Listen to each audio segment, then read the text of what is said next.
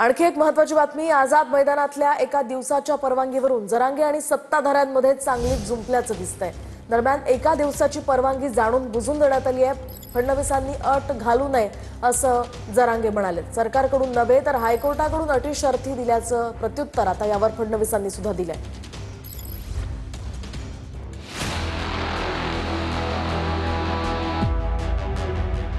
जरांगे पाटील आज रात्री आझाद मैदानावर पोहोचणार आहेत। जरांगेंनी शिवनेरी किल्ल्यावर जात शिवरायांना अभिवादन केलं आणि शिवाई देवीचं दर्शन घेतलं। त्यानंतर जरांगे समर्थक आणि गाड्यांच्या ताफ्यासह मुंबईकडे रवाना झाले आहेत।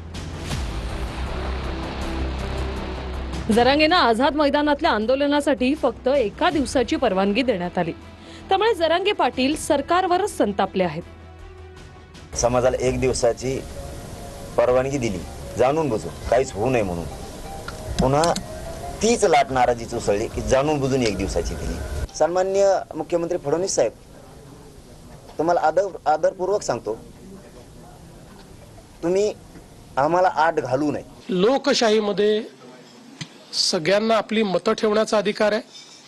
लोकशाहीमध्ये आंदोलन करण्याचा अधिकार आहे। लोकतांत्रिक पद्धतीने जेवढी आंदोलनं होतील त्याला आमची ना नाही।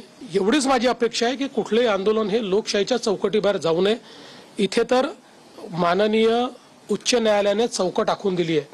त्यामुळे आता याची चौकट ही आमच्याही हातात नाही, ती उच्च न्यायालयाच्या हातात आहे। उच्च न्यायालयाने त्या संदर्भात काही नियम निकष तयार केले। त्या नियम निकषानुसार जर त्या ठिकाणी आंदोलन झालं तर आम्हाला काही अडचण। जरांगेंनी मुंबईतील आंदोलनासाठी पोलिसांना हमी पत्र दिले।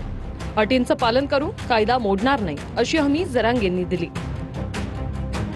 परवानगीला अर्ज करायचा म्हणलं सहायता करावं लागतं त्यांना। त्यांनी ते 10 वाजता टाकलं आम्हाला। वकिलाला तरी काय माहित बिचारायला आमच्या काय त्याच्यावर आम्ही दिले, आम्हाला काय माहित त्यात काय। आमच्याकडे वेळ कमी होता, आम्ही पटापटा सह्या केल्या आणि पाठवून दिलं। यापूर्वी काय झालं हे तुम्ही सगळ्यांनी बघितलेलं आहे। आजही आंदोलनाकरता रिसोर्सेस उभे करणारे कोण आहेत वगैरे हे सगळं आपल्याला पाहायला मिळत आहे। पण ठीक आहे, माझं म्हणणं काय, आमच्याकरता हे आंदोलन राजकीय नाही। आम्ही याला सामाजिक चष्म्यातनं पाहू। काही राजकीय पक्ष हे त्यांच्या खांद्यावर बंदूक ठेवून आपला फायदा करण्याचा प्रयत्न करतायत, पण त्यांचं नुकसान होईल, फायदा होणार। मराठा समाजाने लक्षात घ्यावं की आम्हीच सोडवल्यात सगळे प्रश्न, दुसरे कोणी सोडवलेत सांगावं, कोणी सोडवलेले आहेत। मराठा समाजाचे प्रश्न आमच्या सरकारशिवाय, म्हणजे मी मुख्यमंत्री असताना, शिंदेजी मुख्यमंत्री असताना तेव्हाच सुटल्यात, बाकी कधी सुटले प्रश्न, आणि आम्हीच सोडवणार आहोत। गणेशोत्सव असल्यानं जरांगेंनी आंदोलन काही दिवस पुढे ढकलायला पाहिजे होतं असं बावनकुळे म्हणाले। त्यावर अंतरवाली सराटीत लाठीचार्ज झाला, त्यावेळीही गणेशोत्सव होता असं प्रत्युत्तर जरांगेंनी दिलंय। आंदोलन करण्याकरता कुणाची ना नाही, परंतु हा गणेशोत्सव आहे आणि अशा सणामध्ये मुंबईमध्ये तर प्रत्येक घरोघरी, प्रत्येक चौकाचौकात हा सण साजरा होतो। अशा वेळी मुंबईची कायदा व्यवस्था बिघडू नये म्हणून, राज्याची कायदा व्यवस्था बिघडू नये म्हणून 4 दिवस आंदोलन उशिरा करता आलं असतं, एवढंच सरकारचं म्हणणं होतं। आम्ही काय अडथळा करायला काय, आमच्या हातात बंदूक आहेत काय?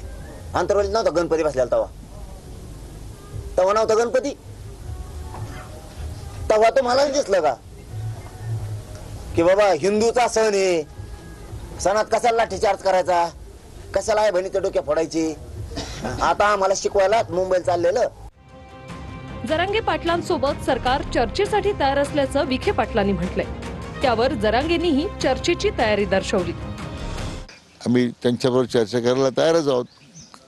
काल होतो, आजही आहे आणि उद्या राहणार आहोत। तयार आहेत चर्चेला तुम्ही सरकारशी? मी कधी नाही म्हणलोच नाही। नाहीला एक दिवस मान्य नाही आपल्याला। तो शिष्टमंडळ आलं तर तुम्ही भेटणार आहात त्यांना, चर्चा करणार आहात? कम ना भेटेल काय अडचण?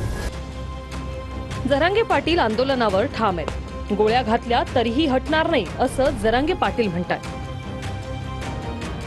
समाजाला मूर्ख बनवते ते, अपमान करतात माझ्या समाजाचा, माझा पण प्रत्येक वेळी जाणून बुजून। कारण मी मॅनेज नाही होत, पण नाही हटत नाही फडणवीस साहेब। हे बघा, तुम्ही गोळ्या जरी घातल्या तरी मनोज जरांगे जलणार, पण आता हटत नाही। दिली सत्ता मराठ्यांनी आणि उलाटले मराठ्यांवरतीच।